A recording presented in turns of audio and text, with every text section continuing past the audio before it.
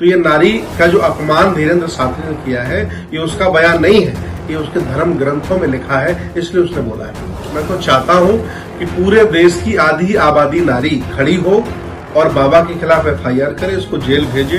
धार्मिक गुलामी का जूस जब कोई पी लेता है तो उसे 4 जूते भी आप मारिए तब भी वो व्यक्ति आशीर्वाद मानता है। लेकिन पूरे देश भारत का ब्राह्मण ये जानता है कि रामायण एक काल्पनिक उपन्यास है। चाहे राम के बाप 20 बताए, चाहे सीता के बाप 20 बताए, कोई उन्हें फर्क नहीं पड़ता। उनकी वो दुकान है, उनकी ATM मशीन है। सारे लोग पैसे डालते हैं, ब्राह्मण ही सिर्फ निकाल सकता है। लेकिन धीरेन्द्र कृष्ण शास्त्री बेहद ईमानदार आदमी है, जो वो पढ़ता है अपने ग्रंथों में वही बक देता है। धीरेन्द्र शास्त्री कोई बहुत बड़ी तोप नहीं है। इनके चाचा आसाराम बापू जेल में है, इनके ताऊ राम रहीम जेल में है।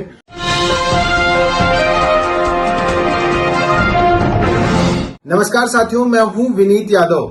एक भारतीय जनता पार्टी के स्टार प्रचारक हैं। एक दिन अपनी कथा में कहने लगे, वो स्त्रियां जो सिंदूर और मंगलसूत्र नहीं पहनती वो जो है खाली प्लॉट है। और उन तमाम मुद्दों पर बात करने के लिए हमारे साथ भंते सुमित्रतन थेरा जी हैं।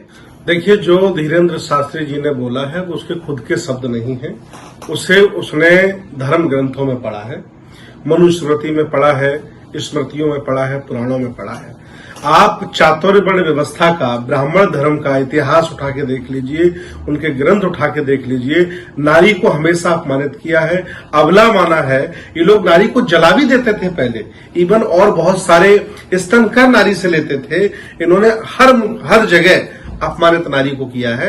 तो ये नारी का जो अपमान धीरेन्द्र शास्त्री ने किया है, ये उसका बयान नहीं है, ये उसके धर्म ग्रंथों में लिखा है, इसलिए उसने बोला है। मैं तो चाहता हूं कि पूरे देश की आधी आबादी नारी खड़ी हो और बाबा के खिलाफ FIR करे, इसको जेल भेजे। ये संविधान इनके बाप का नहीं है, ये संविधान से चलता है। ये डॉक्टर अम्बेडकर का देश है, ये फुले और कह सकते हैं बुद्ध का देश है। ऐसे लफाजों को कोई स्थान नहीं है।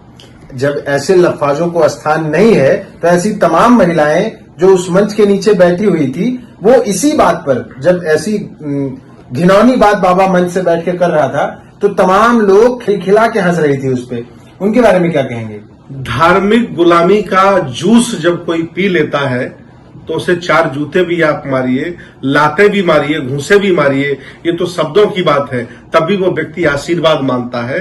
बाबा जो भी बोलता है उसको ये लोग आशीर्वाद मानते हैं। मैं ऐसे लगभग दर्जनों बाबाओं को जानता हूं जिनका काम आशीर्वाद लात से देना है, चप्पल से देना है, जूतों से देना है, गालियों से देना है। ये गालियों को भी फूल मानते हैं, आशीर्वाद मानते हैं। ये धर्म की चाशनी का वो आनंद है जिसे भारत की बहुत बड़ी आबादी ने पी रखा है और मानसिक गुलामी कर रहे हैं। ऐसे लोगों को कोई इंतजाम नहीं हो सकता।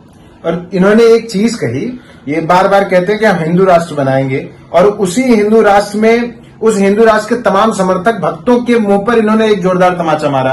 कहने लगे कि राम के 5 बाप थे और उससे किसी की भावना आहत नहीं हो। अगर हम आप कुछ बोल देंगे तो अभी भावनाएं आहत होने का वो दौर चल रहा है कि जरा सी बात पर बहुत तेजी से आहत होती है और सरकारें भी आपके खिलाफ कार्रवाई करने पर उतारू हो जाती है। लेकिन यहां तो उन्होंने इतना सब कुछ कह दिया और फिर भी वाहवाही।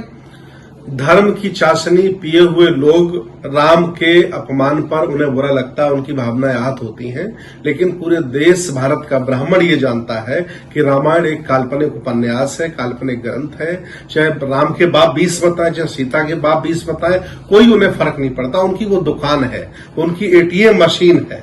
सारे लोग पैसे डालते हैं, ब्राह्मण ही सिर्फ निकाल सकता है। वो जानते हैं कि सब गधे हैं लोग, वो उन्हें कोई फर्क नहीं पड़ता, उनकी दुकानदारी कोई फर्क नहीं पड़ता। मतलब धीरेन्द्र कृष्ण शास्त्री अपनी ही दुकान के आइटम को खोटा बता रहे हैं। बिल्कुल, एक्चुअली वो जानते हैं कि झूठी कहानी है, इसलिए वो कुछ भी कहे कोई विरोध नहीं करता है। एक्चुअली बहुत बड़ी आबादी जो धर्म रूपी पाखंड अंधविश्वास में डूबी हुई है, ये उसका बुरा हाल है, उसकी बुरी गति की बात है।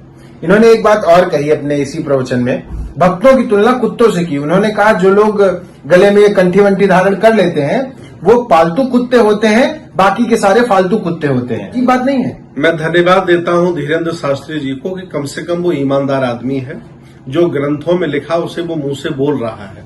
इसके पहले तमाम ब्राह्मण कथावाचक आए, वो बड़े चतुर हुआ करते थे। वो पढ़ते थे कि एससी, ओबीसी और मुसलमानों को इनके ग्रंथों में गाली लिखी है, किसान जातियों को गाली लिखी, लेकिन उसकी चर्चा नहीं करते थे। लेकिन धीरेन्द्र कृष्ण शास्त्री बेहद ईमानदार आदमी है, जो वो पढ़ता है अपने ग्रंथों में वही बक देता है। लेकिन कम से कम इस माध्यम से जनता भारत की जानेगी कि सही मायने में मेरे दोस्त हैं कि दुश्मन है, ये तय हो जाएगा। ओबीसी, एससी, एसटी के लोग जो इसी मंच के नीचे बैठे रहते हैं, चंदे देते हैं और तालियां बजाते हैं, उनको ये बात कब समझ में आएगी? देखिए, गुलाम को गुलामी का एहसास कराओ तो क्रांति कर देता है। ये सही मायने में गुलाम लोग हैं और पूरे देश का ब्राह्मण और ब्राह्मणत्व से जुड़ा हुआ आदमी ये बीच बीच में देखता रहता है कि मेरे भक्तों की संख्या कम हुई कि नहीं हुई। वह गणपति को दूध पिला करके देख लेता है और पूरे भारत के गधे गणपति को दूध पिलाने लगते हैं, तो वो समझ जाता है कि मूर्खों से देश भरा पड़ा है, अभी आराम से हम शासन करेंगे।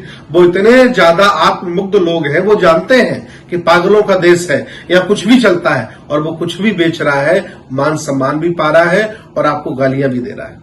क्या इस तरीके की बयानबाजियों के साथ यही होगा असली हिंदू राष्ट्र? देखिए, हम लोग संविधानवादी हैं, लोकतंत्र को मानने वाले व्यक्ति हैं। जब खालिस्तानियों को सजा दी जा सकती है तो मैं तो चाहता हूं आम जनमानस आवाम से कि हिंदू राष्ट्र की मांग करने वालों को भी सजा दी जाए, इनके खिलाफ एफआईआर हो, इनको जेल भेजा जाए। अगर इन्हें भारत अच्छा नहीं लगता है, सेकुलर भारत, सभी धर्मों का भारत, रंग बिरंगा भारत अच्छा नहीं लगता है, तो जहां इनकी इच्छा हो वहां चले जाए, हमारे भारत को छोड़ दें। हमें हरा भरा अलग अलग भाषाओं का, अलग अलग संप्रदायों का, अलग अलग धर्मों का भारत अच्छा लगता है। हिंदू राष्ट्र की कल्पना अपराध है स्वतंत्र भारत में, संविधान के भारत में है। जब खालिस्तानियों को हम अपराधी कह सकते हैं तो ये भी मेरे लिए अपराधी हैं जो हिंदू राष्ट्र की बात करते हैं। पर ये तो कहते हैं कि संविधान ही खत्म कर देंगे।